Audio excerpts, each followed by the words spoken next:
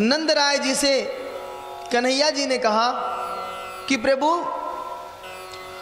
पिताश्री, हर जीव को अपने अपने कर्म के अनुसार फल को भुगतना पड़ता है।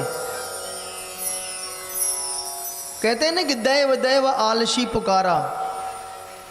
जो अपने कर्म पे विश्वास करते हैं, जो अपने कर्म को धर्म समझते हैं और धर्म को कर्म में परिणित कर देते हैं, वो बहुत देर तक पूजा पाठ में इन्वॉल्व नहीं रहते। वो सारे के सारे अपने कर्म को ही प्रधान रख देते हैं। कर्म प्रधान विश्व कर राखा, जो जस करे सो तो तस फल चाखा।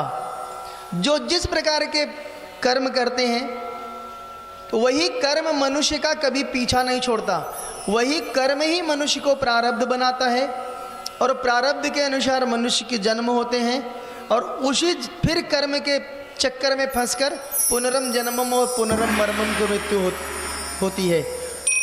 भगवान कन्हैया जी अपने ही पिताजी से कहते हैं, नंदराय जी से, कि कर्मणा जायते जंतु कर्म वैण विलयते, सुखम दुखम भयम क्षेमम कर्मो अवधि उत्पत्तये।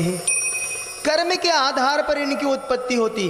भय, शोक, सुख जो भी प्राप्त होता है वह हमारे कर्म के अनुसार होता है। लेकिन कैसे कर्म करना चाहिए?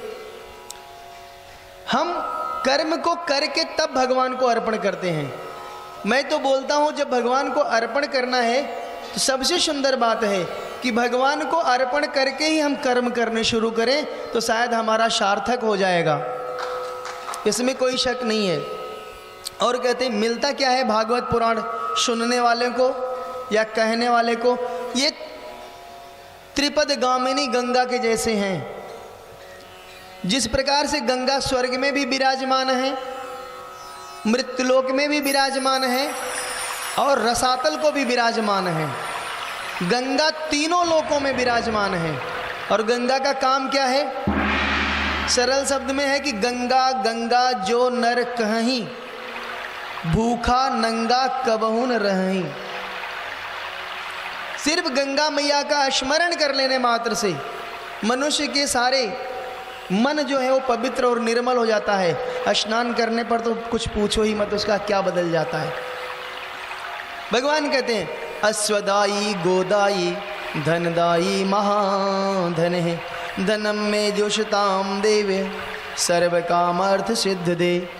जो जिस प्रकार के कामना के साथ भगवान के इस भागवत के कथा में पंडाल में उपस्थिति अपना जगाता है, लगाता है, उसे उसी प्रकार के फल प्राप्त होते हैं। और क्या होता है? पुत्र पौत्र धनम धान्यम हयस्त अस्तरी रथम पूजानाम भवश्माताम आयुष्मवंतम करोति में। जो जिस प्रकार से भगवान के शरणागत होकर के पूजन, अध्ययन, मनन, चिंतन, भजन, कीर्तन करता है, उसे सभी प्रकार की मनोकामनाएं पूर्ण होती हैं और उसे प्राप्त होता है। इसमें किसी प्रकार का संशय नहीं है।